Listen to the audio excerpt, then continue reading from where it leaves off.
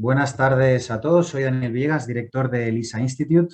Hoy nos acompaña Ignacio Vázquez, coronel del Ejército del Aire, ya retirado, que sirvió durante casi 30 años en el Centro Nacional de Inteligencia. Para el que no conozca al CNI o su misión principal, destacar que es un organismo público responsable de facilitar al Gobierno las informaciones, análisis, estudios o propuestas que permitan prevenir y evitar cualquier peligro, amenaza o agresión contra la independencia o integridad territorial del Estado, los intereses nacionales y la estabilidad del Estado de Derecho. Ignacio, para el que no lo conozca, fue un piloto de aviones de combate, paracaidista, maestro de esgrima, licenciado en educación física y apasionado del atletismo. Comenzó su aventura en el mundo de la inteligencia en los años 80.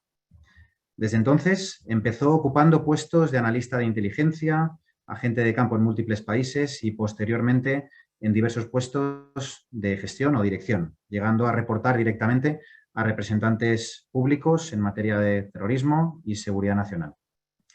El coronel ha prestado servicio protegiendo la seguridad e intereses nacionales en países tan distintos como Israel, Turquía, Irán, Francia, Venezuela o India.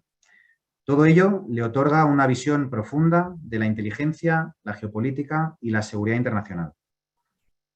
A su vez, Ignacio fue profesor en la Universidad Central de Ankara, en la Universidad Católica Andrés Bello de Caracas y en la Academia de la Fuerza Aérea de Estados Unidos. A modo anecdótico, mencionar que Ignacio fue mi mentor hace 10 años y el culpable probablemente que me adentrase cada vez más en este mundo de la inteligencia. En la actualidad es profesor del Máster Profesional de Analista de Inteligencia de LISA Institute, cuya próxima edición ya tiene inscripciones abiertas en lisainstitute.com. Esta masterclass, como el resto, también es organizada por LISA Institute, entidad de formación y certificación profesional, cuya misión es hacer del mundo un lugar más seguro, justo y protegido a través de la formación con profesores profesionales en inteligencia, estrategia, prospectiva y geopolítica. Ignacio, como siempre, un verdadero placer estar hablando contigo hoy. Para mí también. Bienvenido. Antes de comenzar, destacar que lo que tratemos a lo largo de esta masterclass representa exclusivamente nuestras opiniones, no constituyendo doctrina ni ninguna postura oficial por parte de ninguna entidad ni de ninguna institución. El título de esta masterclass es Cómo crear y dirigir unidades de inteligencia de cero, pero aprovecharemos para tocar algunos temas que son de interés de los asistentes. La primera mitad trataremos un bloque de cultura de inteligencia y la segunda un bloque de inteligencia de fuentes humanas. Destacar que el principal objetivo de esta sesión es crear cultura de inteligencia para que cualquier ciudadano, empresa o institución conozca mejor los retos a la hora de crear y dirigir unidades de inteligencia. Para que Ignacio también se pueda hacer una idea, la audiencia a la que se dirige esta masterclass es muy heterogénea. Tenemos asistentes que acaban de aterrizar en el mundo de la inteligencia, de los estudios estratégicos, de la geopolítica, pero por otro lado también tenemos profesionales con varias décadas de experiencia en inteligencia, trabajando en instituciones públicas, tanto civiles como militares, en más de 80 países, que es, hasta donde llegamos en LISA Institute con nuestra formación. Así que para todos ellos, antes de comenzar, sentemos unas bases conceptuales lo más sólidas posibles para definir el marco conceptual, especialmente para aquellos que acaban de aterrizar en el mundo de la inteligencia. En tu opinión, Ignacio, ¿cuáles dirías que son las principales funciones de la inteligencia, ya sea en un sector público o en un sector privado?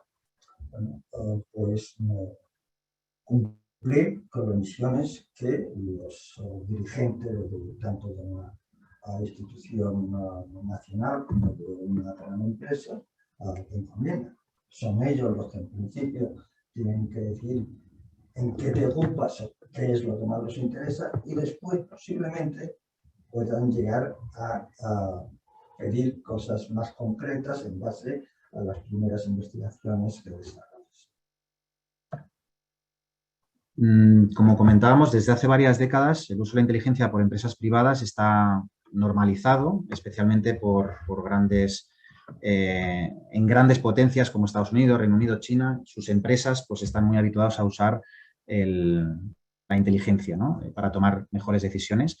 Desde hace unos años, estas empresas, el uso de la inteligencia se ha ido internacionalizando, en países no tan potencias como puede ser Alemania, Francia, Italia, España, para comprender mejor el entorno y reducir la incertidumbre de sus altos directivos, ¿no? ¿Qué beneficios y ventajas tiene el uso de las unidades de inteligencia en las empresas privadas? Bueno, pues en realidad tiene la misma eficacia que para las organizaciones públicas, para las estructuras de dirección del país. Esa es una cuestión.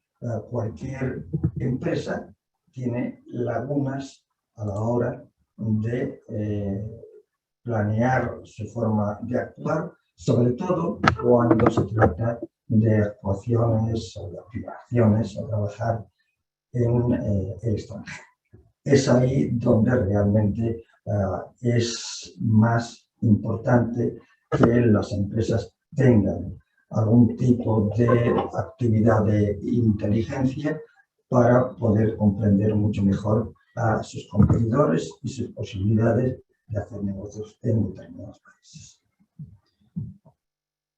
En las empresas tenemos bastantes alumnos que trabajan en empresas en las que no hay unidades de inteligencia, ¿no? Y uno de los objetivos de la cultura de inteligencia es, pues, concienciar, persuadir a los que pueden decidir el uso de la inteligencia, el implantarla en sus organizaciones, ¿no? Lo que pasa que en toda empresa, al final, todo se analiza con costes-beneficios, ¿no? El retorno que tiene la inversión o si es un gasto, es una inversión. Para aquellos directivos al frente de organizaciones, ¿por qué crees que deben considerar la creación de una unidad de inteligencia como una inversión y no como un coste? Bueno, simplemente por la experiencia vivida. En España realmente las grandes compañías no empezaron a interesarse en cuestiones de inteligencia quizá hasta el año 2005, alrededor de ese tiempo, cuando otras empresas que se radicaban en países de nuestro entorno, como Francia, como Alemania, como Italia, como Gran Bretaña, por supuesto, las tenían desde hace bastante tiempo y aprovechaban de sus conocimientos y su anticipación para, digamos, quedarse con negocios con los que en principio las empresas españolas correspondientes podían haberse creado. Es verdad que en aquella época la ignorancia sobre lo que era a las unidades de inteligencia, a los servicios de inteligencia en España era bastante profundo. O sea, no era una culpa muy profunda de los empresarios, sino del hecho de que en nuestra sociedad no se hablaba de eso, no se tenía en cuenta y realmente se confinaba al ámbito de los militares o de ciertos factores dentro de los gobiernos correspondientes.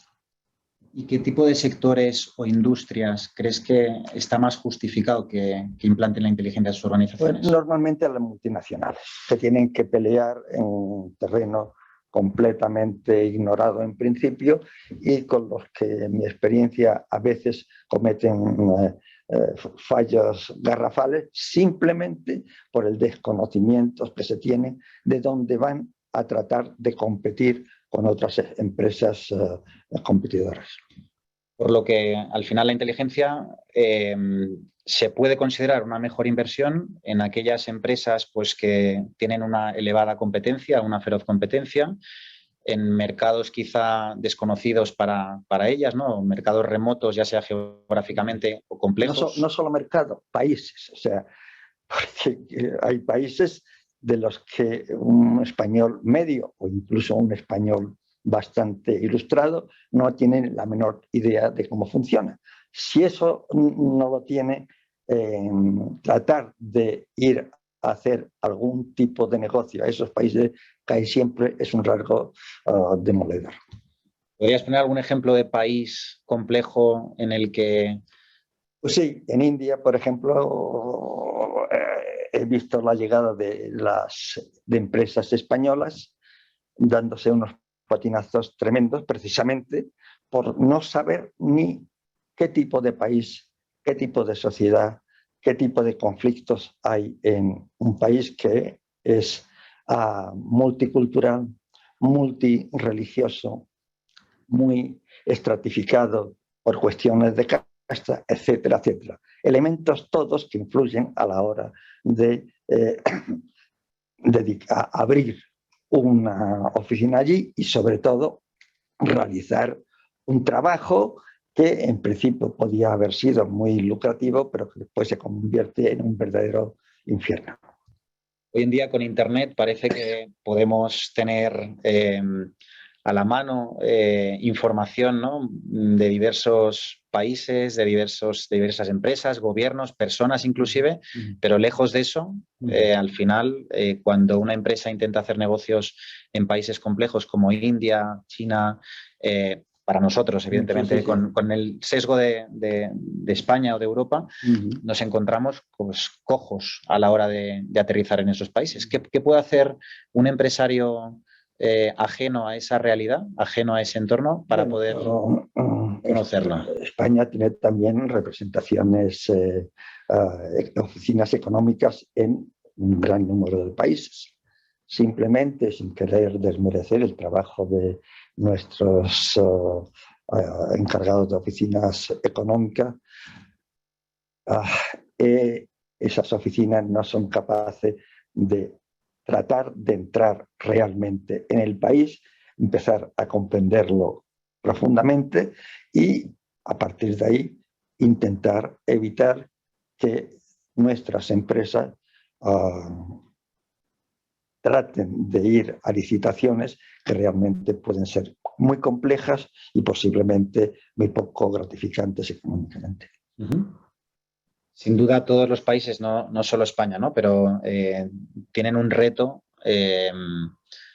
enorme a la hora de dar soporte a las empresas, ya sea desde las embajadas o desde cualquier otro tipo de institución que está al servicio del Estado, ¿no?, y que al final como servicio público pues debería poder contribuir. Siempre, dependiendo de cada país, pero vamos, casi siempre nos quedamos cortos. Una embajada no es una gran española típica, no es una gran máquina de trabajo, es en principio una buena máquina de relación para darle el apoyo a las empresas. Creo, por mi experiencia, que las oficinas económicas hacen una parte del trabajo de relación, de información sobre cómo van las cosas aquí y allá, pero realmente se quedan muy cortos en su posibilidad de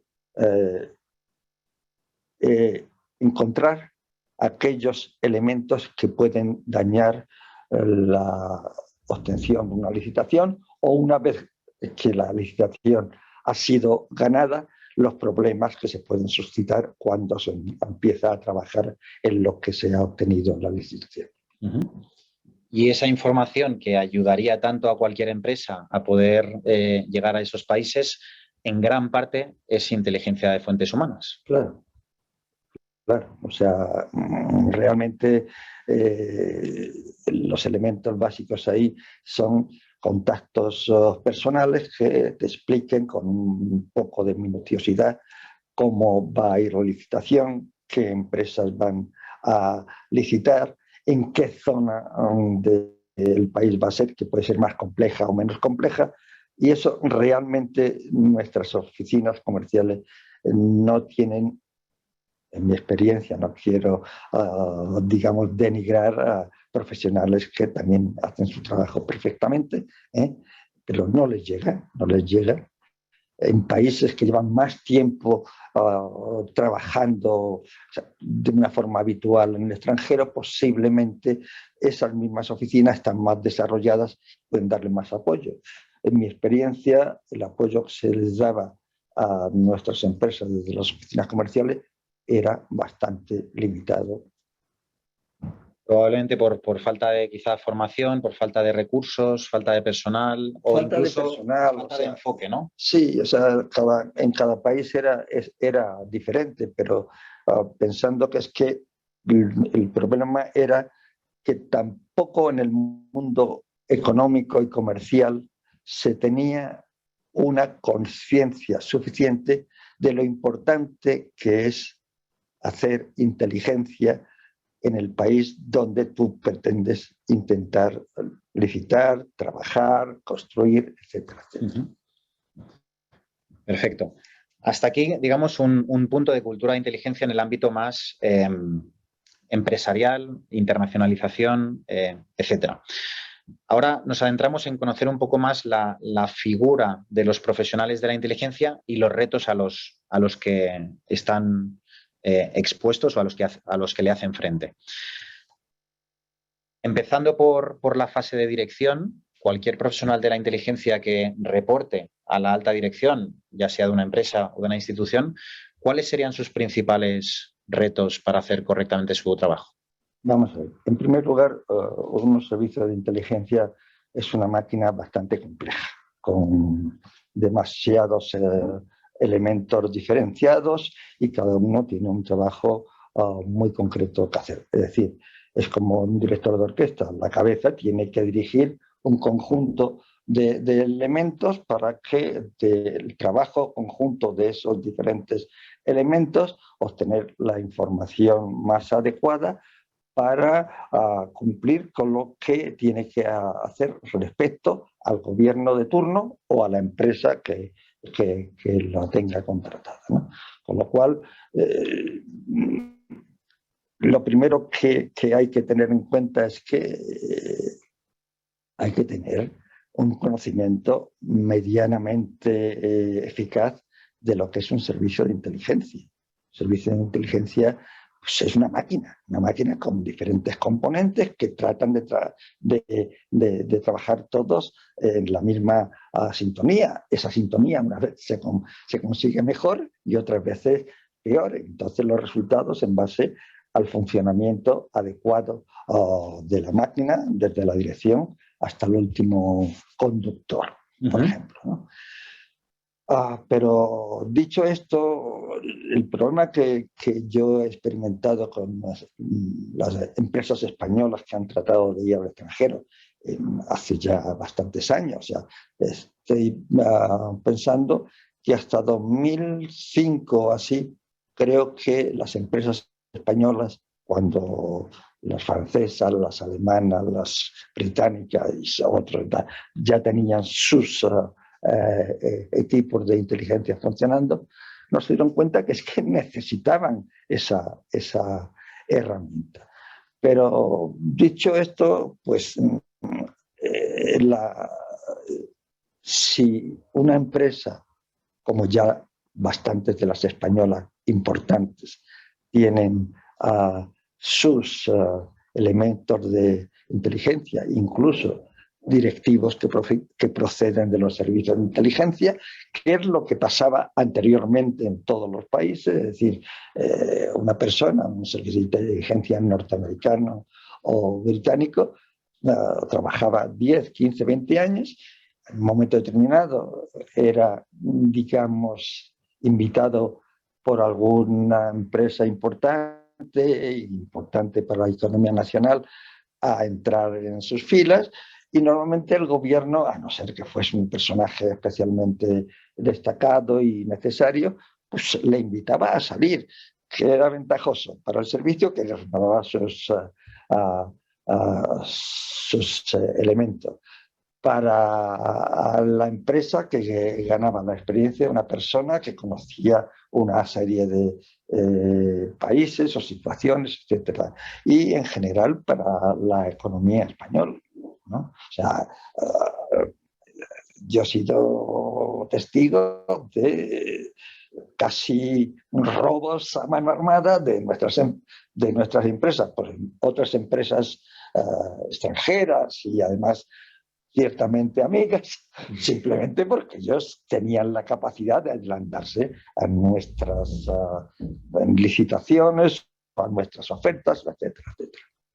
La no aplicación de la inteligencia, por tanto, es un error de bulto en un contexto en el que hay muchos países que sus empresas la usan continuamente. Sí, estamos hablando de grandes empresas, porque no hay que olvidar que tener una unidad de inteligencia en una empresa cuesta dinero.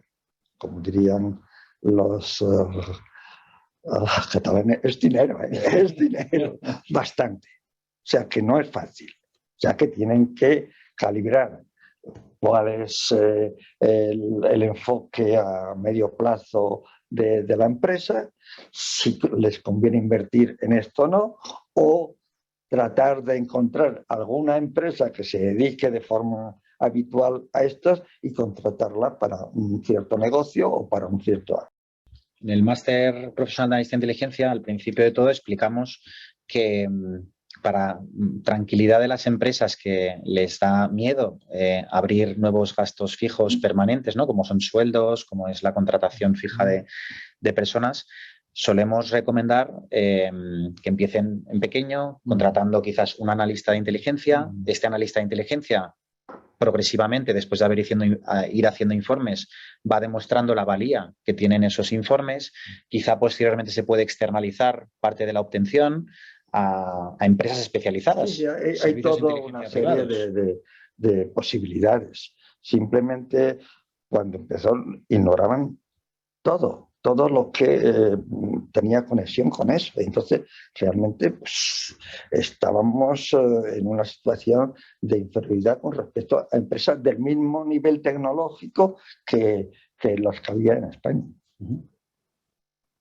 Pues desde aquí un llamamiento a las empresas españolas para que se pongan las pilas, y a las empresas de cualquier país que nos está viendo, gente de muchos países diferentes, para que por competitividad simplemente y por autoprotección, ya no solo por obtener información de países, de terceros, sino incluso por contrainteligencia, para proteger sus propias información. O sea, que es que un servicio de inteligencia en sí tiene muchos compartimientos y uno es ofensivo y otro defensivo. Y el defensivo, tal como están los ámbitos económicos hoy en día, puede ser tan relevante o más que el ofensivo. Y más en el contexto actual en el que la ciberseguridad puede incluso superar los mejores sistemas de seguridad. Así que, por lo menos por contrainteligencia, está justificado la inversión en activos relacionados con la inteligencia. Perfecto. Ahora que hablábamos de analistas de inteligencia, suponiendo que fuéramos una empresa y que tuviéramos que empezar a adentrarnos en el mundo de la inteligencia, ¿en qué nos fijaríamos a la hora de contratar a un analista de inteligencia? ¿Qué conocimientos, qué habilidades, qué actitudes crees que deben prevalecer? Vamos a ver. Depende de qué tipo de empresa sea. Cada empresa tiene unos objetivos y tiene una forma de trabajar, etcétera, etcétera. En general, el tener dentro de la empresa un pequeño grupo, un grupo inicial de analistas de inteligencia, creo que empieza a fomentar en la empresa una forma de trabajar diferente. Diferente en el sentido de que normalmente en una empresa clásica, media y tal y cual, todas las instrucciones o todas las decisiones las toma el grupo directivo, presidente y su grupo, basado en su percepción personal.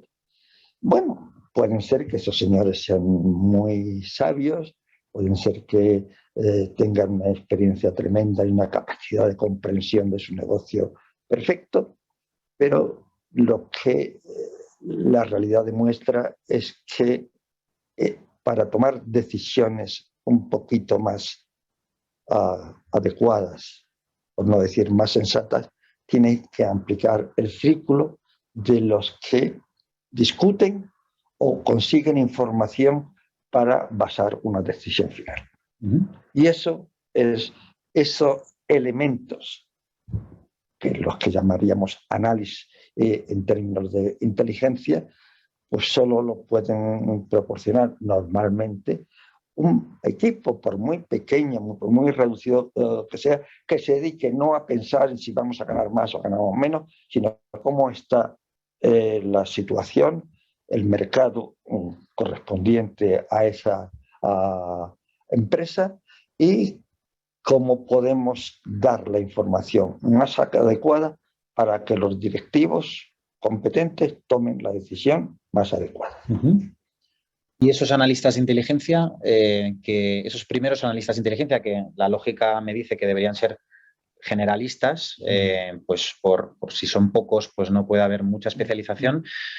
¿Qué habilidades o actitudes o aptitudes crees que deben tener? Bueno, pues primero algún tipo de formación, que es que hasta hace muy poco fuera de los servicios de inteligencia estatal, es decir, los varios servicios de inteligencia estatal que hay, no había material que se dedicase a eso. Hoy en base a los másteres que hemos mencionado anteriormente, pues empieza a haber ya grupos pequeños que pueden dedicarse al análisis de inteligencia. Entonces, bueno, pues se trata de localizar en un momento determinado, si crear un grupo de análisis de inteligencia económica en tu empresa o subcontratar con una de esas empresas que hoy hacen análisis más o menos profundos de inteligencia y aprovecharse de sus conocimientos, de sus capacidades y sus experiencias. Desde el punto de vista más, ya no tanto de la empresa, sino desde el punto de vista más de Estado, cualquier Estado, la promoción de la cultura de inteligencia es un reto mayúsculo, pero es un reto imprescindible para que esto impregne en la sociedad, ¿no?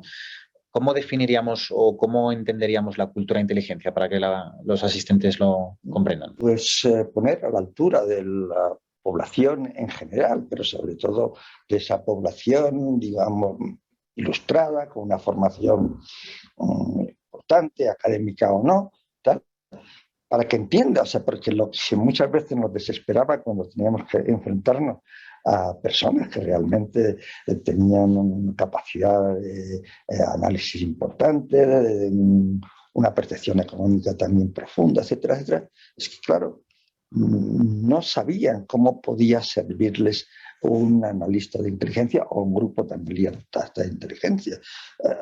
Debo insistir, España no empieza a sentir la necesidad de desarrollar la inteligencia económica hacia principios de los 2000. Antes no. Entonces, realmente la minusvalía que se encontraba con respecto a competidoras equivalentes o inferiores a ella era tremenda.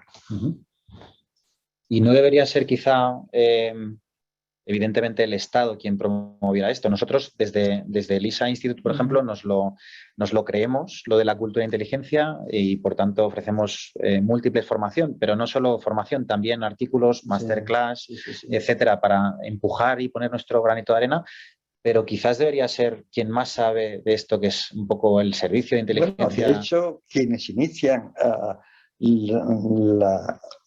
los trabajos de inteligencia para nuestras empresas en general eran los servicios. El problema que nos encontramos es que los empresarios de alto nivel no se lo creían que eso era importante.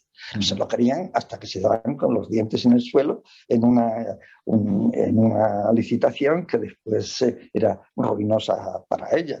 Pero estamos hablando de una evolución de un país que durante muchos años lo que se pudiese haber relacionado con inteligencia era un secreto lo mejor cerrado del mundo, ¿no?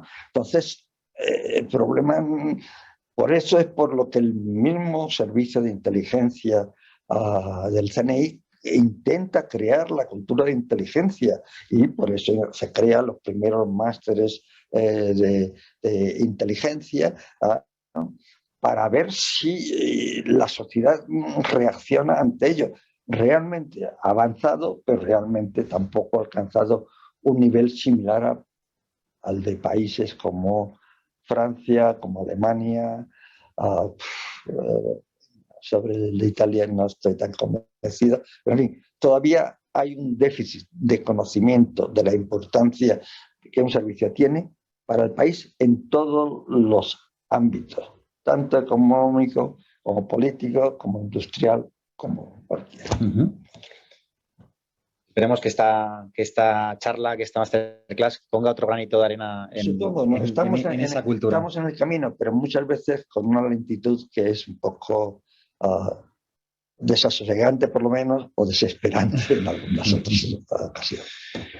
En términos generales, y probablemente simplificándolo para poder facilitar su comprensión, existen como dos tipos de servicios de inteligencia que mencionabas antes, unos quizá más ofensivos, Sí. A nivel estatal estoy hablando, y unos más defensivos. Sí. ¿Cuáles serían las diferencias entre ambos? No, las diferencias, o sea, el funcionamiento es muy similar, solo que en uno de ellos la dirección les empuja o les conduce a que sean mucho más avezados, más combativos, y en otros simplemente que eviten que las empresas a las que sirven sean, digamos, influidas por servicios de inteligencia externos. Es la diferencia. Y estos servicios... Aunque casi todos los servicios de inteligencia pueden ser, si son bien dirigidos, ofensivos y defensivos, pero bueno, hay un carácter, depende de que tú como empresas necesites expandirte, entonces vas a tener que ser más ofensivo que otra cosa, o evitar que otros te quiten negocios que tú tienes consolidados, entonces vas a ser defensivo. Básicamente sería dedicar más recursos a la contrainteligencia, claro, sí, o a la inteligencia, claro, ¿no? Ir basculando. Sí, sí. En entornos de inteligencia, a su vez, está el concepto de necesidad de saber que impregna no solo la estructura, sino incluso los procedimientos, la contratación, el reclutamiento. Y es lo que procede para poder prevenir filtraciones o infiltraciones, ¿no?, de agentes de otros servicios o insiders o trabajadores hostiles, ¿no? Esto impide la retroalimentación, que es una fase del ciclo, ¿no?, que muchas veces se olvida y que consiste en dar feedback, dar la opinión de vuelta a aquellas personas que han participado en un análisis, en una investigación en particular. Pues qué tal ha ido ese trabajo, qué tal ha ido esa misión, cómo puede afrontar un servicio de inteligencia que está compartimentado, segmentado, especializado, que la mano derecha no sabe lo que hace la mano izquierda, para poder trabajar en equipo y para poder obtener ese feedback tan necesario.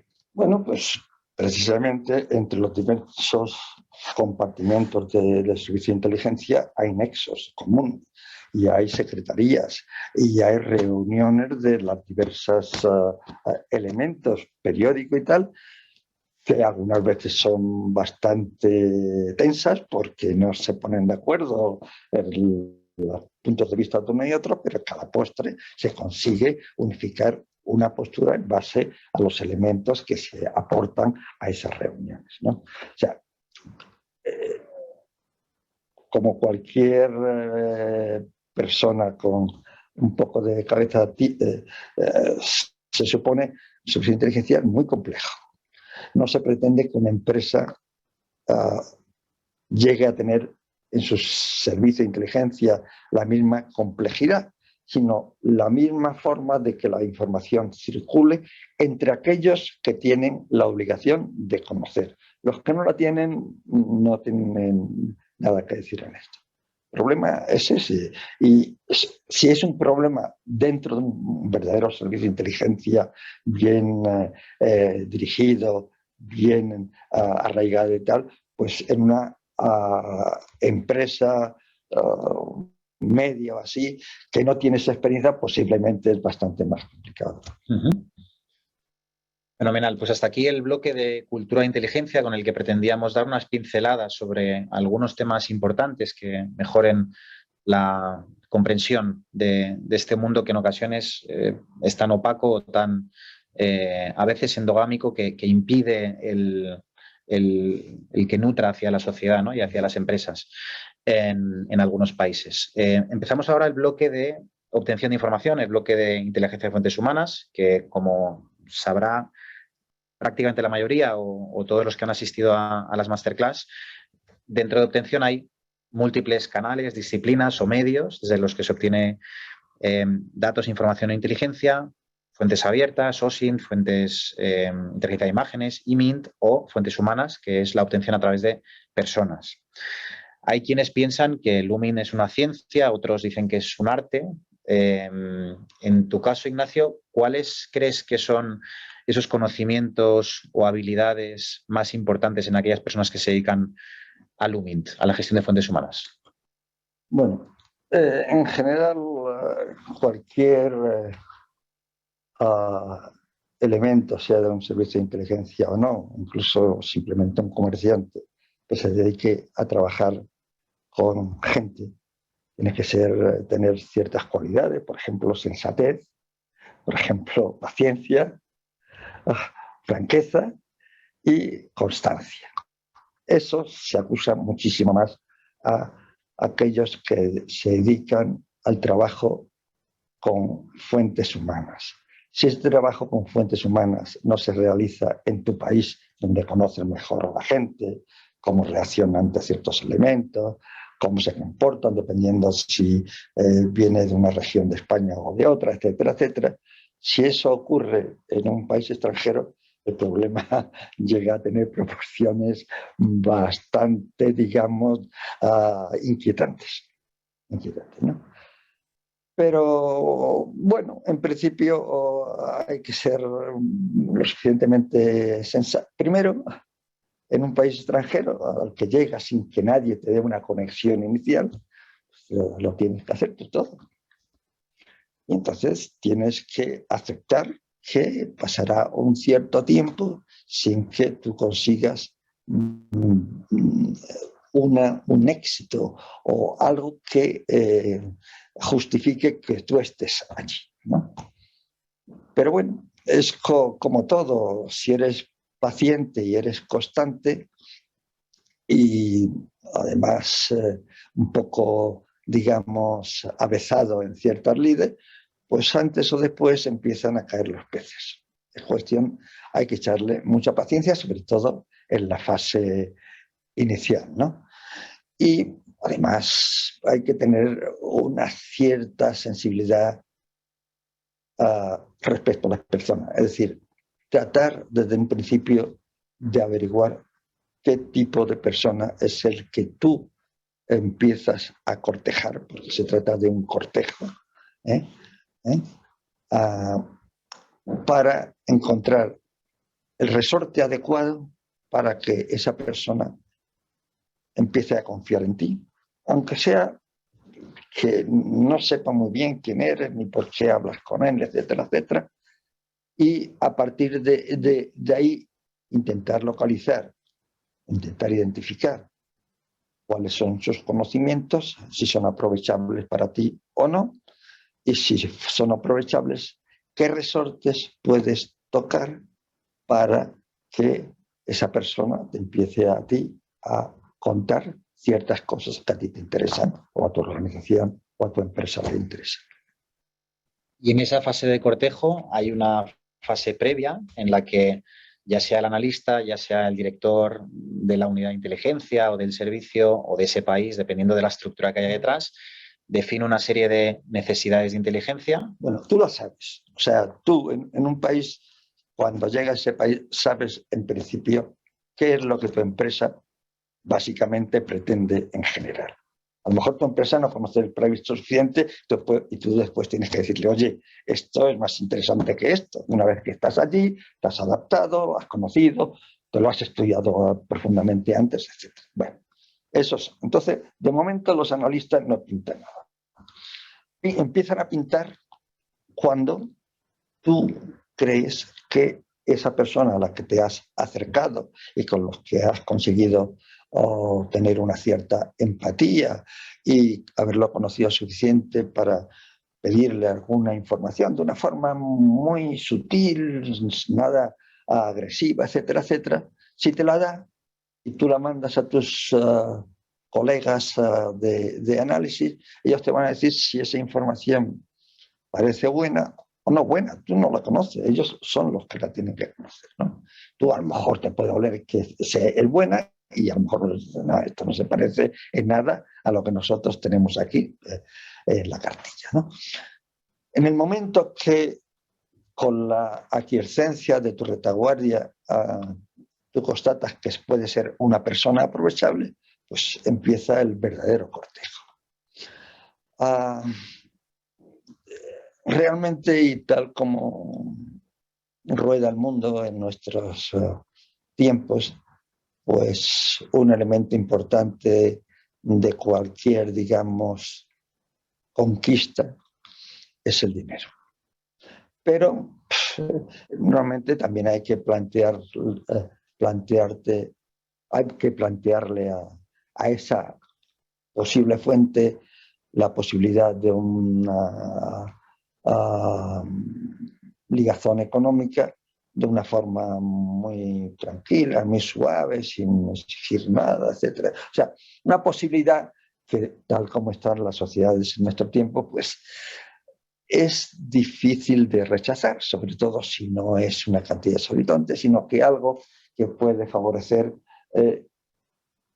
el perfil de vida que tú has averiguado que tiene la persona con la que estás tratando y a la que pretendes convertir en una fuente humana. O sea, que es un periodo largo. Y después, una vez que ya la otra persona ha aceptado un óvulo tuyo, empieza a ser más fácil, pero sigue teniendo que ser que el personaje con el que tú estás parlamentando y al que le estás pidiendo muy suavemente, incluso bastante crípticamente, si sabe algo sobre este tema, o sobre todo, que no se asuste antes de tiempo. ¿Y cuál es el tiempo en el que tú crees que ya no se está asustado o no se está preocupado por la relación con una persona de la cual no conoce mucho más de lo que tú le has contado, que siempre le has contado la historia que te ha parecido adecuada a su personalidad, ¿no? Pues es el momento en que, de una forma muy normal, y de hombre, ya estás trabajando ahora conmigo, te pierdes tiempo buscándome cosas que yo te pido, lo que sea, toma esto, porque creo que te lo mereces y tal. Y desgraciadamente el señor Don Dinero abre muchísimas puertas a partir de ahí. Y eso en ocasiones se complementa con otras motivaciones que tienen las fuentes, ¿no? Como puede ser... Bueno, una de las principales cosas que tienes que intentar antes de ofrecerle una compensación económica es ¿por qué esta persona que no me conoce a mí y que yo le estoy ya planteando cuestiones que son un poquito extrañas, no me dice, no, mira, yo esto no quiero saber nada, etc., ¿no? Entonces, hasta llegar a la compensación económica has tenido que decidir qué tipo de persona es. Y en ese tipo de persona, pues hay gente que está interesada por el dinero, gente que no está contento con la política del país que está, gente que no está contenta con el puesto que ocupa en la sociedad, cree que lo han dejado de lado, etcétera, etcétera. O sea, tienes que encontrar el botón de inicio de una buena relación, el más eficaz de los 4, 5 o 6 posibles. ¿no? Y en esa aproximación que tiene muchas analogías con el cortejo, con un enamoramiento que siempre dices y siempre hablamos, el gestor de fuentes humanas, el operador Umin, digamos, crea una relación con un vínculo ciertamente afectivo y eso es un reto y a la vez un riesgo. Sí, de dos cosas. Es un reto, pues, porque tienes que estar pendiente de la evolución de esa persona. Esa persona en un momento determinado se pregunta, ¿y este señor? Solo conozco hace 6 meses o 3 meses, porque de pronto por algo que realmente no parece que sea muy importante para mí ni para mi sociedad y tal y cual, me agarra y me suelta cada mes o cada 2 semanas, o dependiendo del trabajo que le traen, una cantidad que para mí es muy sustanciosa. ¿no? Entonces hay un momento que esa persona se pregunta ¿por qué? tú tienes que, digamos, tener una contestación preparada a esa pregunta que te va a hacer en base a la figura que tú te has hecho, a la imagen que tú te has hecho de esa persona y su puesto en la sociedad, o su situación económica, su situación personal, familiar, etcétera, etcétera.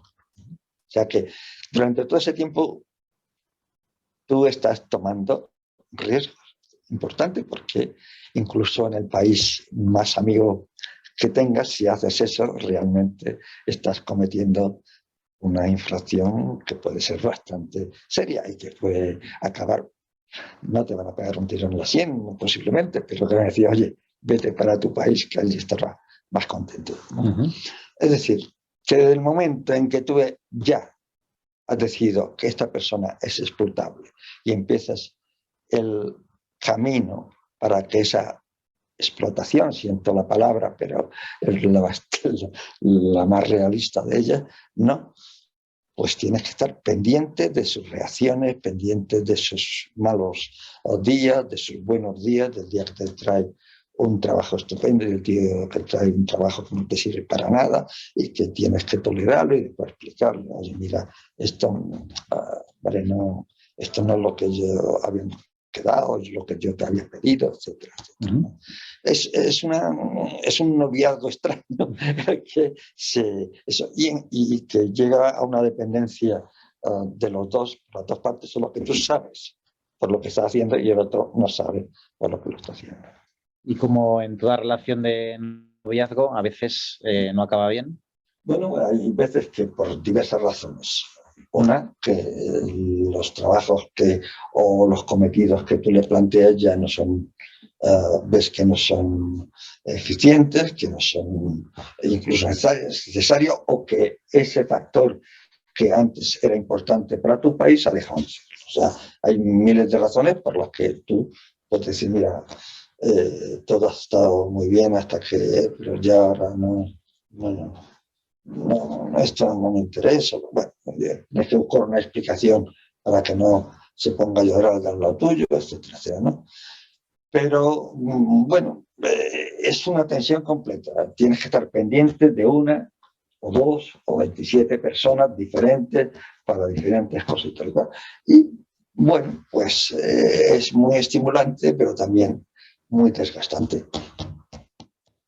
Y dentro de esa relación, que en ocasiones dura años o incluso décadas o varias décadas, sí, sí. La relación puede ir mejorando, puede ir empeorando y la fiabilidad de la fuente también. Bueno, como la fuente te va dando la información que tú le has solicitado. Esa información tiene altos y bajos como todos en el mundo. Hay veces que el señor que se dedica a otras cosas pues no ha tenido tiempo de buscar eso que te había prometido que tal y cual, y te llega con algo que no te sirve para nada. Bueno, lo miras y después le dices, mira, hombre, afina un poco más y tal. ¿Qué te pasa? ¿Te interesas por él? ¿Tienes algún problema familiar? No sé qué, no sé cuánto. Como todos, o sea, que tenemos altos y bajos en nuestro comportamiento, ¿no? Pero realmente eso que puedes solucionar hasta cierto punto durante ese periodo de conocimiento y de trabajo conjunto, donde lleva a su máxima, digamos, tensión, es cuando tú, por razones de tu propia empresa, que has ido a un puesto en que tienes que estar 2 años, o 3 años, o 5 años, o 1 año, o 6 meses.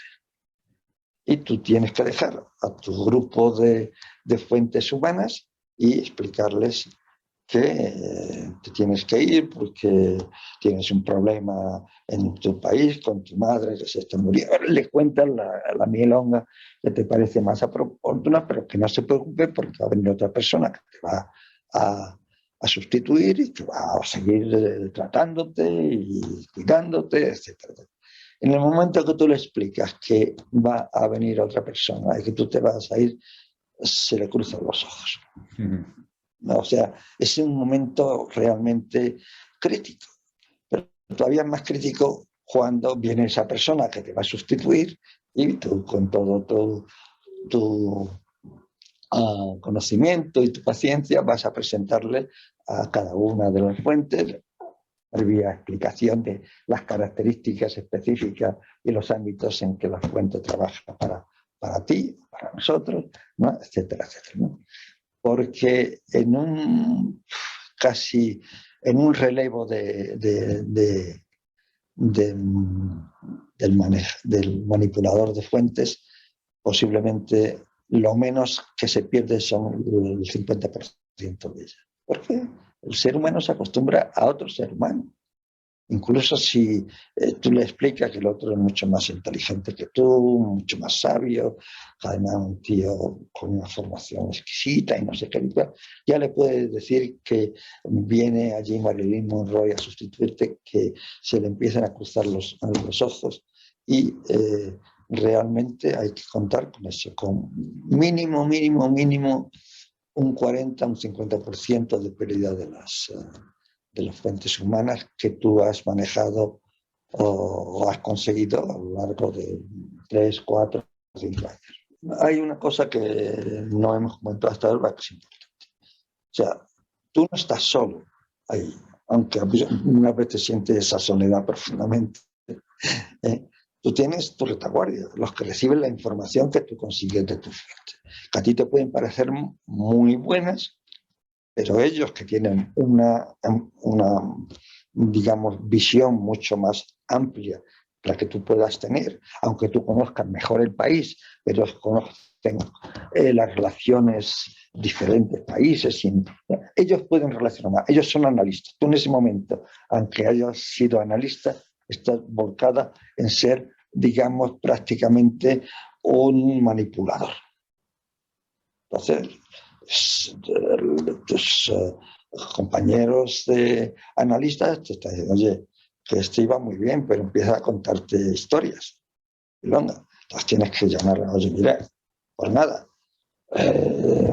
estoy viendo que tú me decías antes y tal, me explicabas esto y tal, y ahora me sueltas un par de folios y no me has, digamos, dado la información mínima para que yo entienda cómo evoluciona este asunto, ¿no? O sea, que siempre tienes que estar alerta, más las otras alertas, digamos, externas. Se hablaba mucho estos días, ¿no? Con los temas de actualidad, que al final es un trabajo muy poco reconocido, que al final es muy difícil de... La gente se quema mucho porque es un trabajo difícil de ejecutar, con mucha presión, muchos riesgos y luego reconocimiento poco el justo y a nivel interno. Pues sí, es a nivel interno, o sea, y realmente no aspiras a más y tus compañeros de alguna forma te catalogan como una buena persona, un buen profesional y tal cual, estás más que satisfecho, o tus jefes incluso, ¿no? O sea, bueno, los jefes quizás no llegan a conocerte porque no es su trabajo, ¿no? Te conocen los analistas que tú estás alimentando, te conocen pues aquellos que a lo mejor están en ese país y conocen las dificultades que existen, etcétera, etcétera. Bueno, este tío, mira, había 3 fuentes solo y tiene 12, ¿no? O sea, ese tipo de reconocimiento es el que te basta y te sobra para seguir haciendo tu trabajo lo mejor que puedas. Y la satisfacción de estar ayudando a tu país o incluso a la seguridad internacional, aunque te estés jugando. En efecto, así es. Estos días se está cuestionando por ciertos sectores de la sociedad, ¿no? Incluso algunos partidos políticos, algunas de las actividades de investigación que realizan los servicios de inteligencia, porque están obligados a llevarlas a cabo, ¿no? Con ocasión de las competencias que le han sido atribuidas por ley. Entonces nos pregunta uno de los asistentes a la masterclass cuál es el proceso que sigue un servicio de inteligencia en un Estado de Derecho a la hora, pues, de intervenir las comunicaciones, por ejemplo, ¿no? Creo que en estos días se ha explicado perfectamente el asunto. O sea, para intervenir cualquier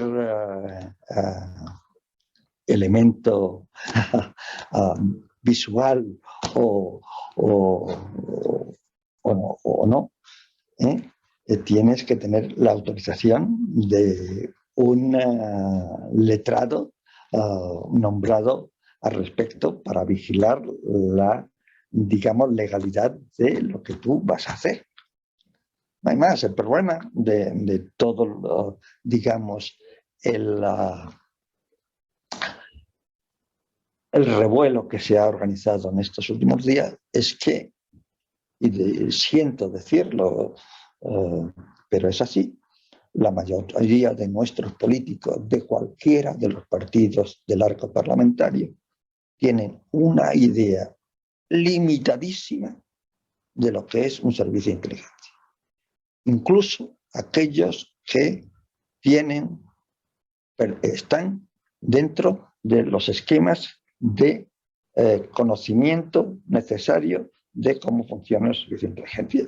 Por ejemplo, lo primero que tiene que hacer cada año el servicio de inteligencia es plantear cuáles son para el servicio de inteligencia los objetivos primarios para todo el año. No, primarios y generales, después a lo largo del año pueden cambiar o pueden modificarse, ¿no?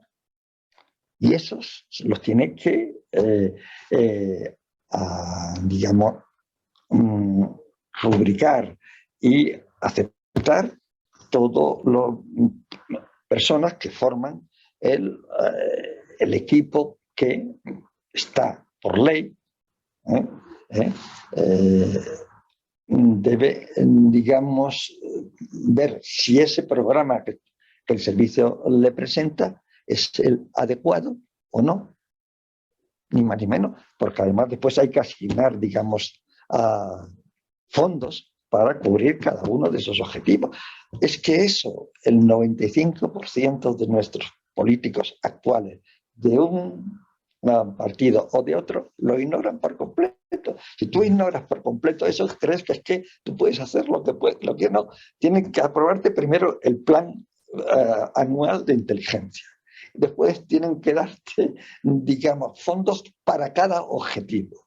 Y después está que el letrado de tutela, en uno que presente, digamos, un perfil amenazante, conflictivo para digamos, para el conjunto de la sociedad, ¿se puede hacer o no se puede hacer? Si él te dice que no se puede hacer, es que no hay forma de que lo hagas. O sea, es que eso no lo sabe ni el 10% de nuestros políticos en ejercicio. Sí.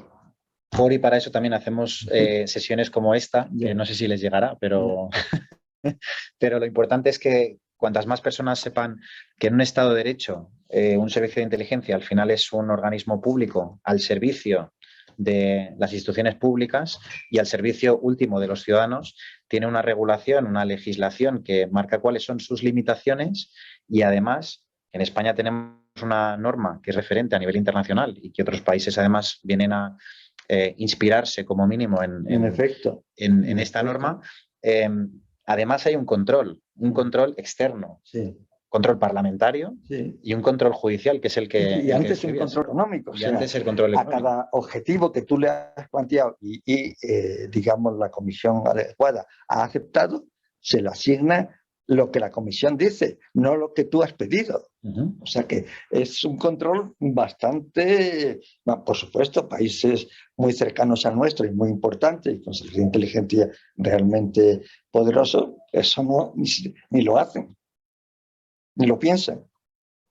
Es un sistema, sin duda, garantista para, sí, para poder limitar, por ahí está reflejado, la vulneración de derechos fundamentales y además consta, como se ha dicho todos estos días, consta que esa motivación que tiene que hacer el CNI en este caso, al juez en este caso que tiene que autorizar del Tribunal Supremo, ¿no? El magistrado tiene que revisar eso, ver si está motivado, si está bien fundamentado, si es proporcional, si tiene relevancia, si hay otra alternativa menos lesiva para los derechos fundamentales y solo en ese caso autorizar por un tiempo determinado y de forma muy acotada esa investigación puntual, como se hace a cualquier policía o a cualquier guardia civil o a cualquier otra, digamos, policía judicial que que lleve a cabo intervención de las comunicaciones, del domicilio o de cualquier otro derecho constitucional.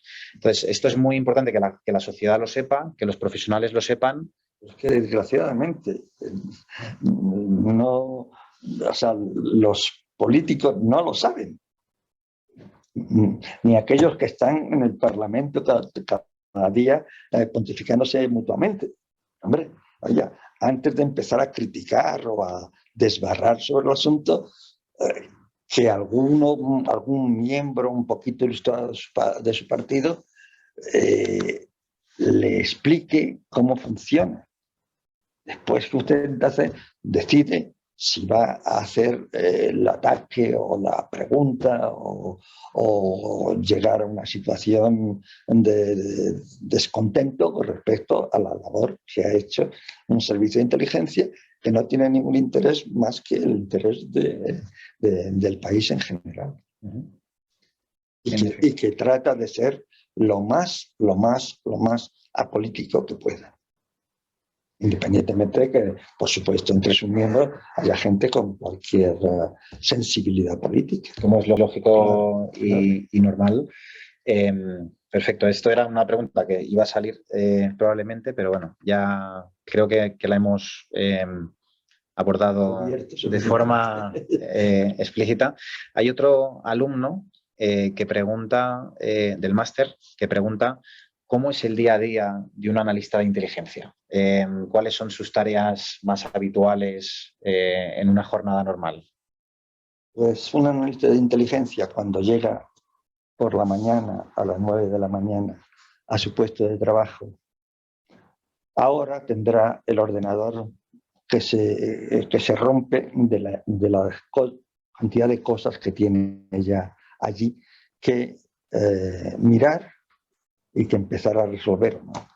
En otra época en que no existían las máquinas de la actualidad, pues realmente lo que tenía el analista cuando llegaba a su puesto de trabajo era posiblemente un montón de papeles de casi 1 metro que tenía que empezar a revisar y a repartir para ver cuál era más importante, más urgente, y una vez que empezaba el día, a tirar los que no eran interesantes, no le servían para quedarse con aquellos que eran más interesantes y posiblemente más claros para ese día redactar un análisis de inteligencia o un análisis de situación, depende de la importancia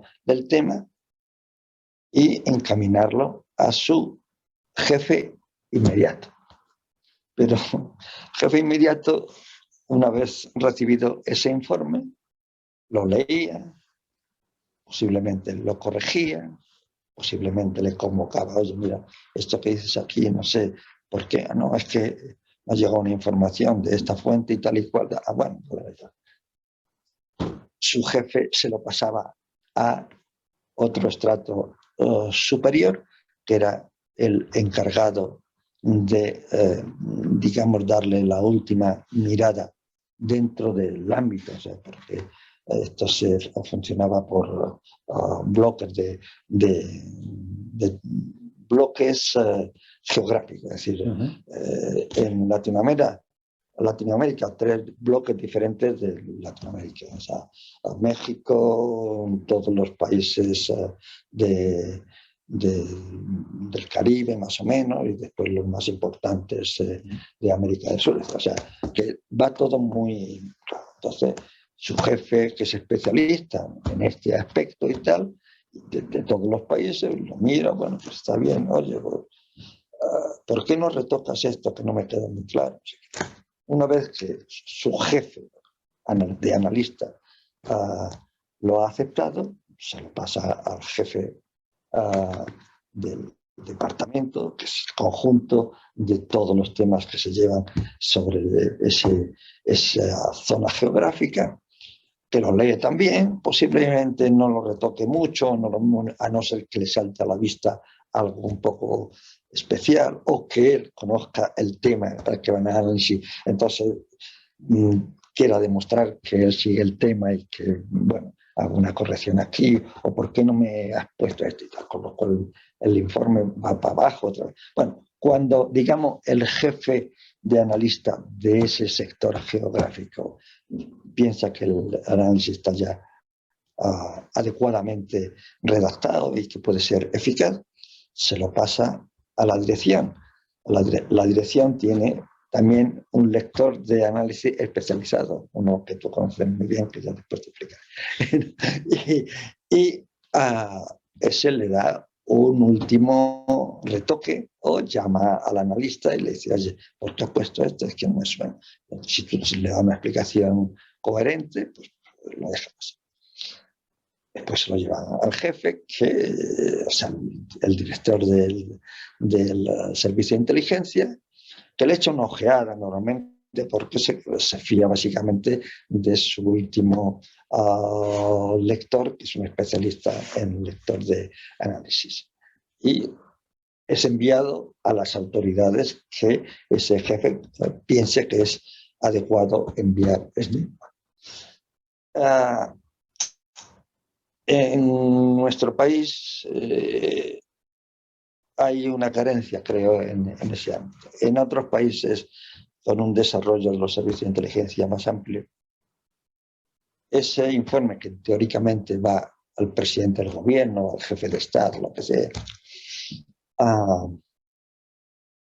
cuando llega a la oficina del presidente, hay otro lector de análisis que reduce, manteniendo, digamos, el meollo de ese análisis, lo reduce. ¿Por qué? Pues porque un presidente de gobierno tiene muy poco tiempo para dedicar a ciertas cuestiones.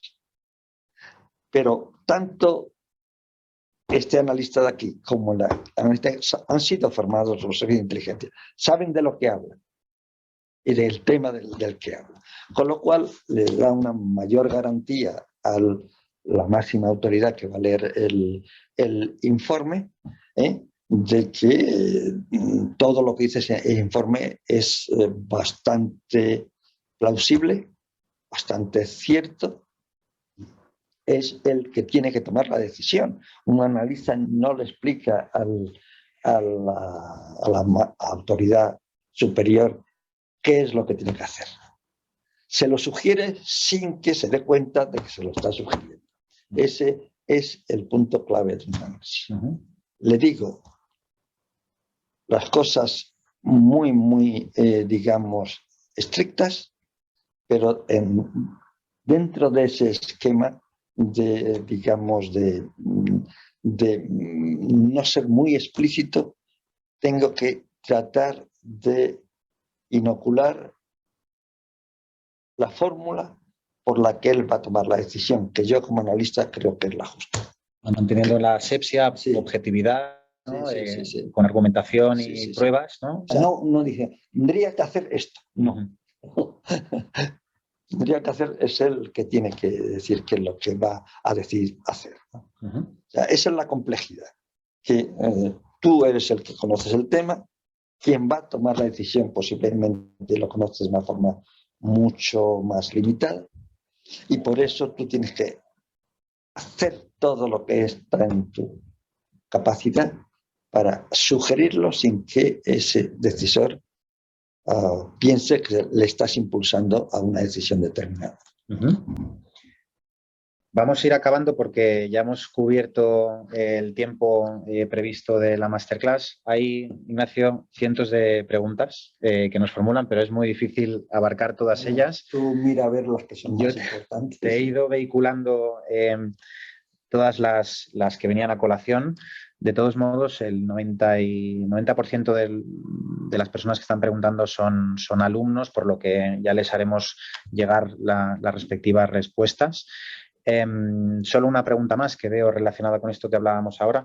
Un analista de inteligencia, independientemente de en una empresa o en una institución, la profesión analista de inteligencia, ¿es recomendable que se especialice en una región geográfica concreta?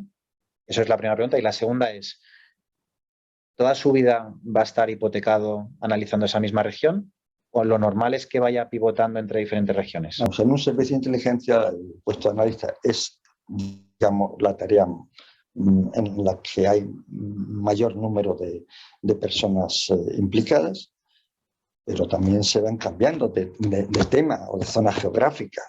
Si tú has sido capaz de hacer análisis sobre América Latina, ¿por qué no la vas a hacer sobre el Asia central? ¿No? O sea, tendrás un periodo de aprendizaje, pero digamos la técnica es la misma, solo tienes que conocer más a fondo el tema que vas a tratar. O sea, el intercambio de una tarea, de un ámbito geográfico a otro es bastante fácil y normalmente no genera ningún tipo de dificultad para que la otra persona.